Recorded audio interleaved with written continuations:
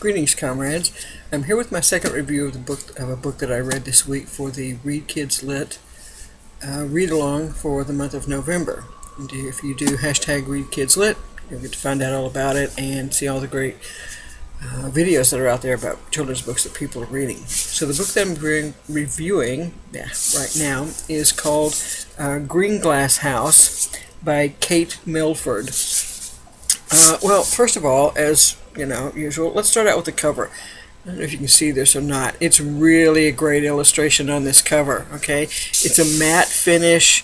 The book takes place in the winter time, so you can see this wonderful old, probably Victorian-style house with the snow.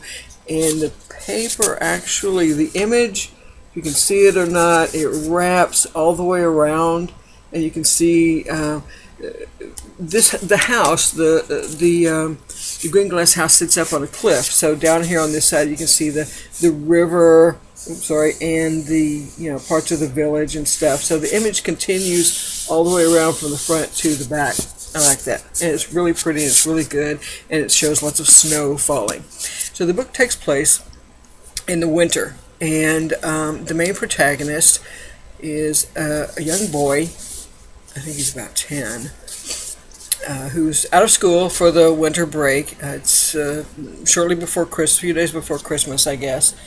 And his parents, he's adopted, and his adoptive parents own this house that they run as an inn.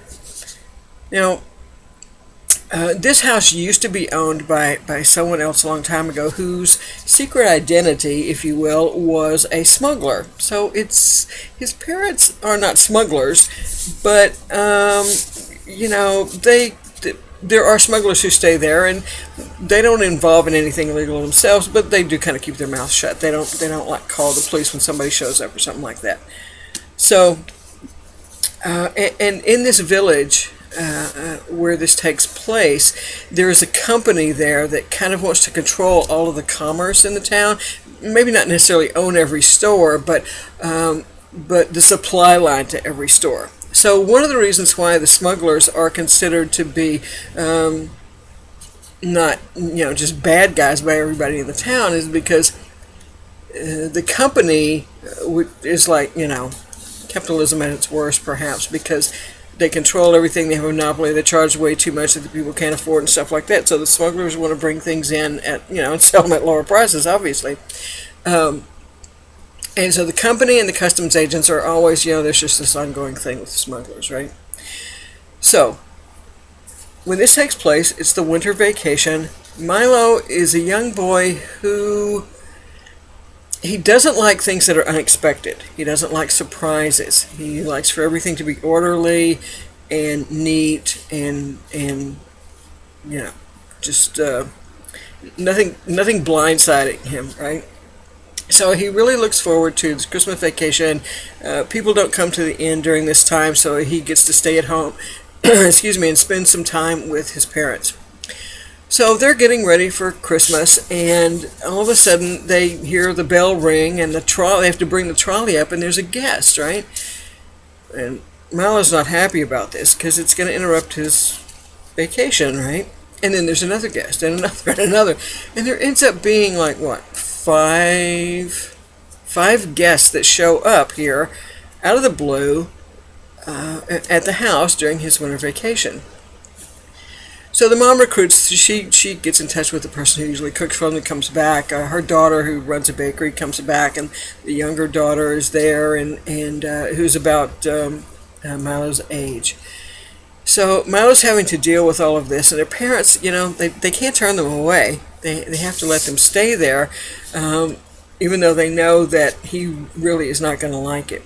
Well, as things go on, people begin to Meddy, which is the young girl that he hangs out with, Meddy and Milo begin to find out that all of the people who are there for a reason.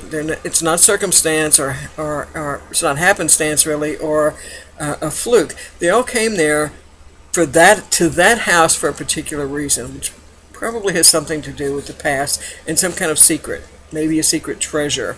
I think somebody thinks that there's a secret treasure there or something. That's what they think the people are looking for, but no one's ever really found anything, if they've ever even looked. So, one of the interesting things about this book, I thought, is the character of Milo, who, like I said, doesn't deal with things like this very well at all. But one of the things that Meddy, his friend, does, she introduces him to a role-playing game.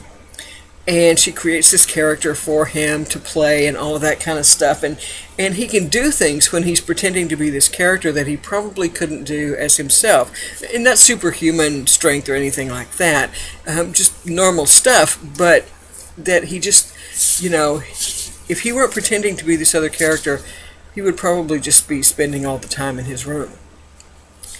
So things start missing, getting stolen from people's rooms. They start finding out that people are there for a reason that has to do with the house. So Meddy and Milo try and solve these mysteries, figure out what's going on, and all of this good kind of stuff. And one of the things that I thought was really interesting about the character of Milo is that because he's adopted, he really, wishes that he could know about his real family. And when he begins to play the character, Meddy said he kind of pretends like he has a father, that was like who had all these traits that this character has and taught him and that kind of stuff. And he feels kind of guilty about it because he feels like he's being disloyal to his adoptive parents. But the nice thing, the author doesn't beat you over the head with that. It comes up a couple of times, but he really works to deal with it. He reminds himself that it's okay, that he's not being disloyal. He knows he loves his parents, and he really tries to deal with that and grow and evolve about it, and which playing that role actually helps him do. And I thought that part was done really well in this book.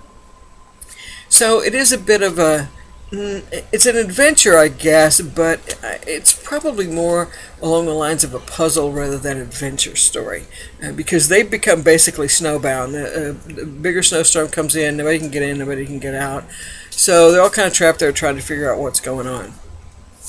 And one of the things, this is probably the one thing that I didn't like about this book. I enjoyed it very much, and I do recommend it, and I give it 4 stars. I think it's a good book. But there's a twist that takes place towards the end of this book that, one, I certainly didn't see coming. But it's as if there was the story that's from that point on in the book, and then there was the story up to that point. And they were almost like 2 separate stories, and they got put together. And they're not completely separate. It's just that, in a way, I think I could have liked the book better, and I think it could have been done if that twist hadn't been there, because from that point on, it is a bit of a different story.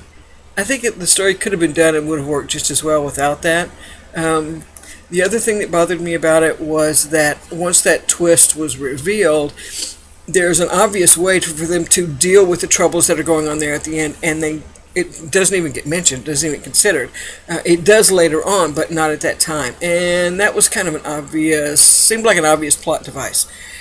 But otherwise, those are the 2 things. And the stories both work. From that point on to the end, it works. It's a very touching, very moving story, and up to that point, it works. It just kind of seemed a little, it made it seem a little disjointed to me. It's like you're reading one kind of book and then all of a sudden you're reading a different kind of book. So that was kind of odd. But having said that, again, I do recommend it. I give it 5 stars. The writing is good. There's that one little twist that's kind of jarring, I thought, but most of the characters are pretty interesting. The parents are pretty two-dimensional. They don't really go into that. The guests are usually more interesting than the parents are, but I don't know, I guess it's kind of told from Milo's point of view, so maybe at that age everybody's more interesting than your own parents. I don't know. But they, there wasn't a whole lot about them. The other characters that came to the end were much more interesting, I thought. So I would recommend it. It's got, I don't know how many pages it has. I mean, it's a fair number, close to 400 pages. But it reads pretty quickly. It reads very easily. It's a fun story. Doesn't really drag anywhere. Lots of things happen, and I like the character of Meddy, his little friend, who walks around in this long yellow cape and these sunglasses that are like, not sunglasses, they're just glasses that are blue tinted and some kind of odd hat. And, how can you not love somebody that's willing to walk around dressed like that, right? Yeah, I keep looking forward to retirement so I can do that too. Okay, so that's pretty much it for my review of Greenglass House here by Kate Milford. I hope you'll check it out. Again, I give it a 4-star rating. It's a really good book, a very enjoyable read. I had a fun time. Okay, that's it for now. Happy trails and happy reading.